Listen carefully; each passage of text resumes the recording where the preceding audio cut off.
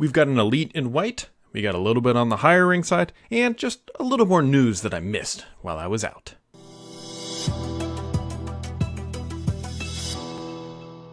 One of the hottest questions that keeps coming in every single week is, when is the new Xbox Elite Series controller dropping? Now, Microsoft likes to space the launch of these things out, honestly, multiple years, not even just 2 or 3, it's typically sometimes around 4. And the current Elite Series 2 controller last was announced in, well, 2019. I believe it was November of 2019 to be exact. So there's people itching and scratching, waiting for a new one. Now, earlier in March, we saw an example of a white Elite Series 2 controller. It looked like on a retail shelf.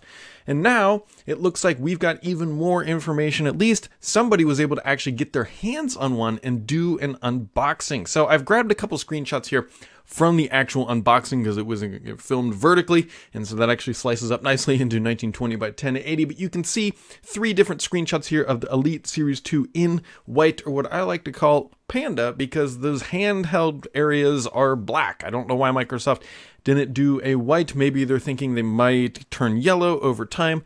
I'm not exactly sure, but either way, you're getting the Panda livery, I think is how you pronounce it, on this controller. And depending on who you are, you either love it or you don't like it. But either way, it looks like a pretty much standard Elite Series 2 in white. Now, one of the things that I found interesting while watching this unboxing, first off, aside from the keyboard, which I'm a huge Keeb fan on the side, is if you look in the right third panel there, you'll see inside the box, inside the actual packaging, the bits that you can actually swap out on the controller are sort of all over the place. And based on the video, I believe it looked like this was a fresh unboxing.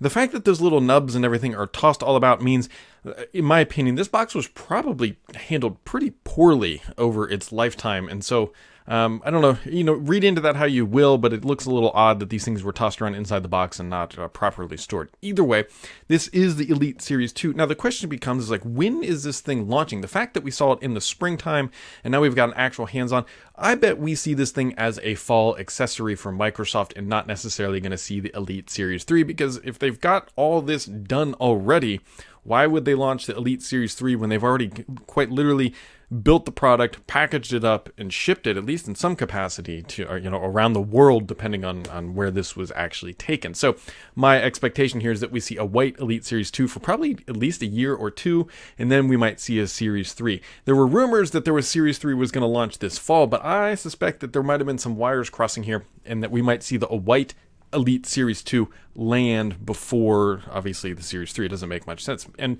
the primary differences here between the Series 2 and what we might know as the Series 3, at least what I hope to see, is there's no share button on the Series 2. Now, Microsoft could very easily modify through software that middle button where we know the share button is on the current gen controllers that ship with the Series S and X to be a share button. Right now, it allows you to cycle through profiles for your controller. I don't know how many people use it. I don't personally use it. I'm sure there are people who do cycle through the profiles, but either way, they could allow you to manually remap that button, and then it would be pretty much a current gen controller. What would they introduce besides that in a Series 3? I'm not exactly sure, but do remember that they did shrink the size of the current gen controllers just a little bit. So in theory, that might be the Series 3 when or if it does ever arrive.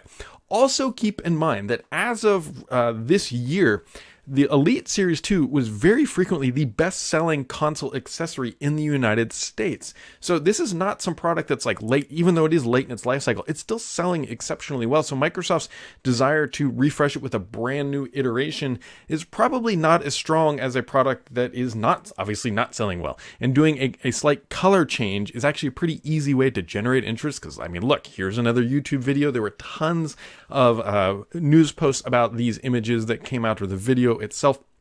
And so this is a pretty easy way for them to generate noise and likely see a nice boost in sales when it comes to this accessory. So I'm guessing that the Elite Series 3 is a little further out and that we're going to be stuck with this Series 2. Now, also other things, I did not record my podcast last week because I took a long vacation before my kid heads back to school.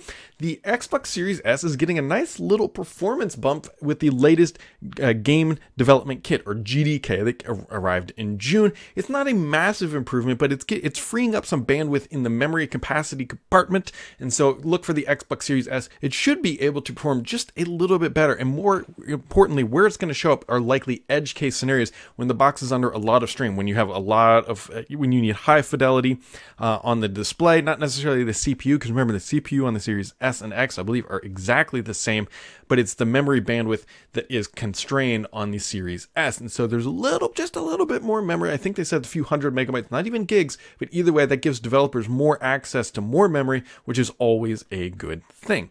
Other things that are happening that I'm hearing from sort of, I don't want to say beyond the grave, if you will, but just happening inside the world of Microsoft. I believe Microsoft has been announcing hiring freezes in like all of their divisions.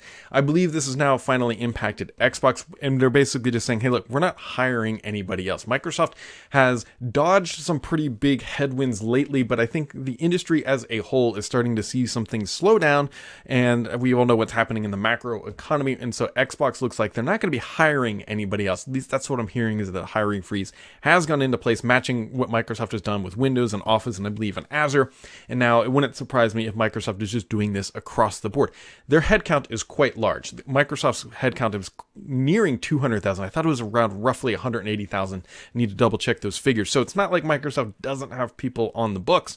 They've got massive headcount, but it looks like they're not going to be adding anymore, and they're going to wait out and kind of see what happens in the economy here before they go back to effectively resume hiring. So those are the big things. I mean, this is the big news of the day that has been floating around. I'd be curious if you guys are going to pick one up. Now, I have an Elite Series 2, but the problem with my Elite Series 2 is the bottom right joystick. Now, I know you can pull these things off.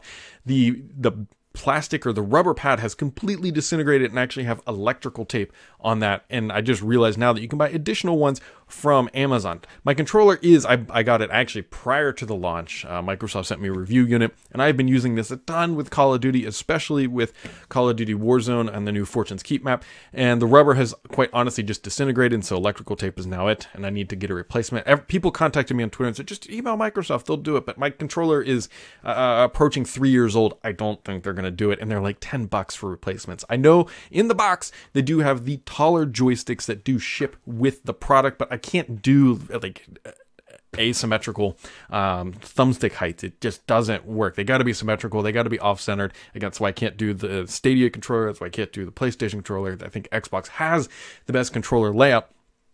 Either way, I'll be curious to see though. I mean, the white should hold up. I know a lot of people had issues with stick drift. I have not had an issue where the like the hand pads where it's in the palm of your hand have run into any issues. I have seen people say that theirs have started to peel up just a little bit. I know that Microsoft went redesigned that process from the Series 1 because that was a huge problem on the Series 1 to the Series 2. But either way, this is the white controller.